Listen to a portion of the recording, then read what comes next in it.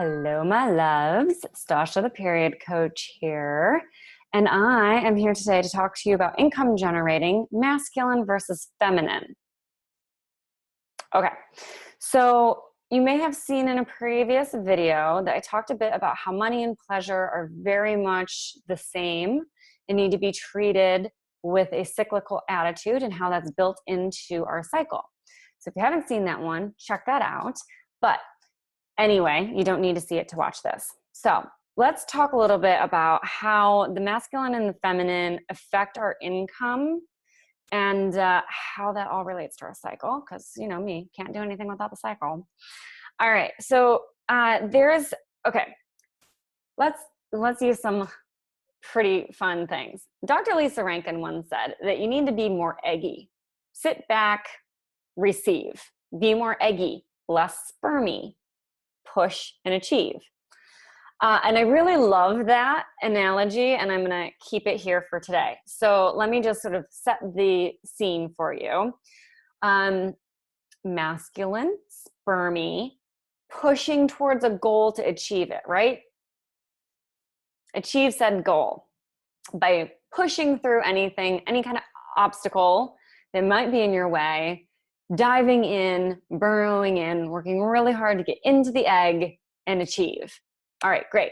But what does the egg do to make this baby? The egg just kicks back, relaxes, and let the best man win, right? So we live in a society that is dominated by men. It is a very patriarchal society. You've probably experienced some mansplaining in your days.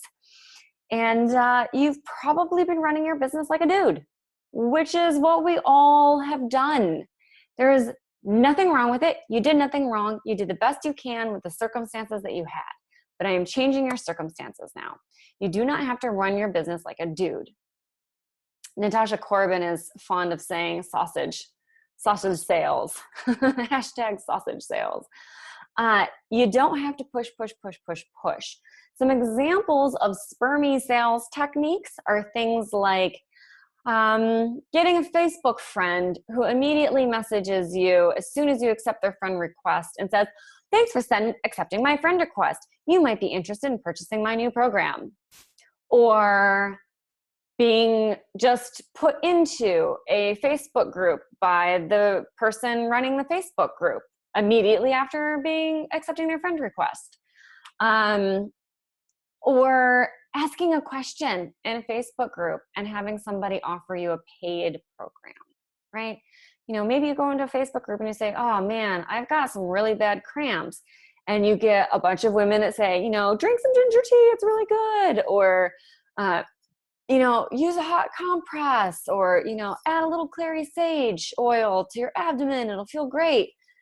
And then you get somebody who says, "Oh, you know, you should sign up for my cleanse. It's only $999.99. Or you'll have somebody that says, "Yeah, you know what's really you should do is you should sign up for my coaching package. It's on sale today." Without offering you anything helpful, right? A eggy answer to that question would be something like, "Well, babe, I've been there. I get it. For right now, I think the suggestions above are awesome. Ginger tea has worked really well for me in the past. I love the idea of doing a hot water bottle on your abdomen, and you should totally add some clary sage to it. It feels so good. It's so helpful. You know, something else I really like to do is XYZ, insert something there." I often say something like, "Get yourself into a magnesium bath, put some flower petals in it, or grab one of your favorite essential oils that just smells really good to you, maybe a lavender or a ylang ylang or marjoram, and put that into your tub and just sit back and relax. Take care of yourself for the day. Go take a nap.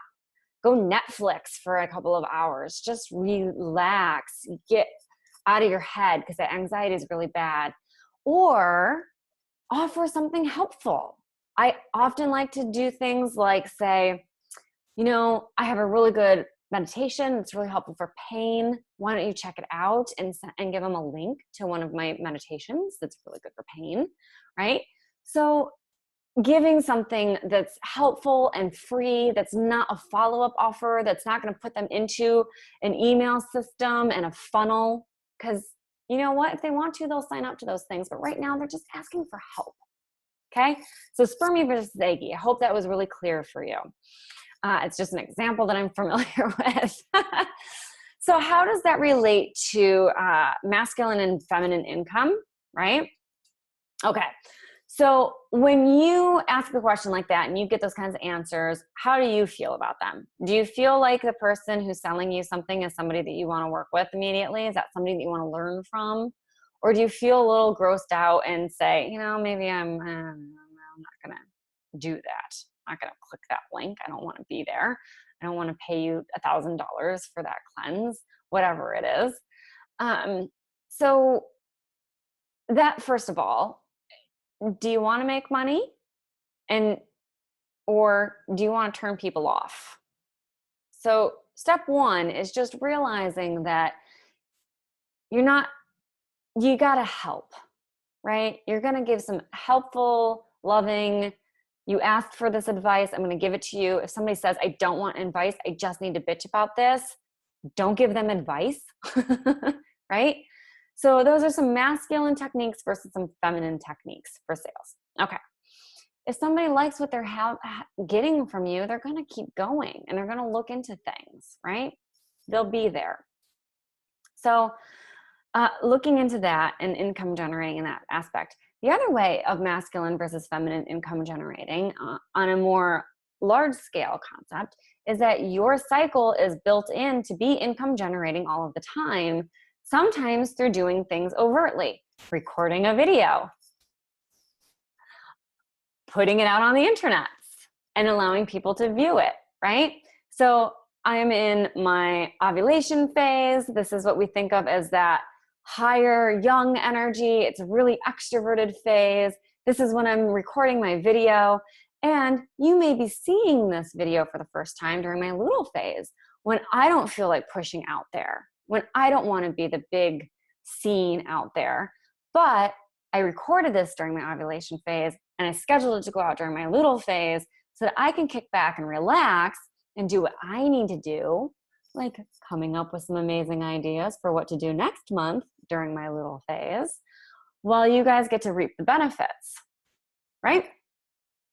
So you have this motion, this cyclical motion, constant flow, waves coming and going every month.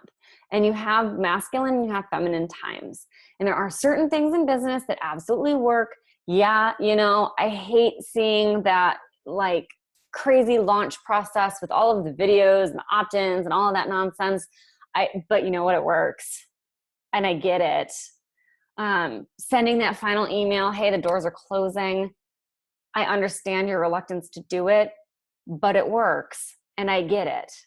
So yeah, there are some masculine things that if you really want to use them, they do work, and it's best to do that. You do need to send a doors closing email. I know I'm the procrastinator of the world. There's a lot of things that I want to do out there, and I wait until the door closing email comes because I know it's coming, and I dive in right then and there, okay? So yeah, you know, there are some masculine things where you do need to push out. You need to schedule those things. But there's also the feminine things where you just sit back and receive and allow it to come to you. And that is where having some preparation for your business, knowing what's going on with your cycle, come together to make that real divine knowing, that great package. So some of the things for letting things come to you is the concept of letting go of the result, right? You have to put all of your ideas out there. You do the sales funnel, you make the webinars, you do all of the things, and then you put out the product, and not everyone's going to buy the product, and that is just how it is. But you have to let go of what you think is going to happen, because it's probably not going to happen that way. You may be familiar with what happened to me during my MailChimp escapade when MailChimp just decided to send my program out to my entire email list, not once, but twice. What are you going to do? You can't do anything about that. That is just how things happen sometimes. So let it go. Adapt, change, and let them come to you. Okay? So yeah, I have a bigger group in there because I lowered the price. I don't know. Maybe I would have made the same amount of money. Maybe I would have made more. Maybe I would have made less. I don't know. I have a bigger group in there now, which is nice. Yay. But you have to just go with the flow and you have to allow things to come to you, right? So at some point, you have to walk away from the computer. You have to go take care of yourself. You have to trust that when you open up that computer, either there will be sales in there waiting for you or there won't. And you need to go back and see what you can do differently next time. But you can't push through it constantly or you will burn out.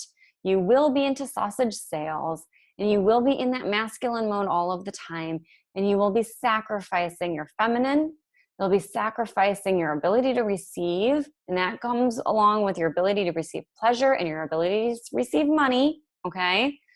You have to sit back and just allow yourself to be a little bit eggy every month. And it is a practice, I promise. It's not easy. It's not easy for any of us. It is a practice. You have to start practicing. Okay, I'm going to wrap that up there. Grab the link below. It's going to be really helpful for you to kind of see that cycle of things and give you some ideas of what you can and cannot do. Do be sure that you have your Enter the Red Circle fan chart so that you can know what's going on and where you are in your cycle. All right. Other than that, I will see you on the inside.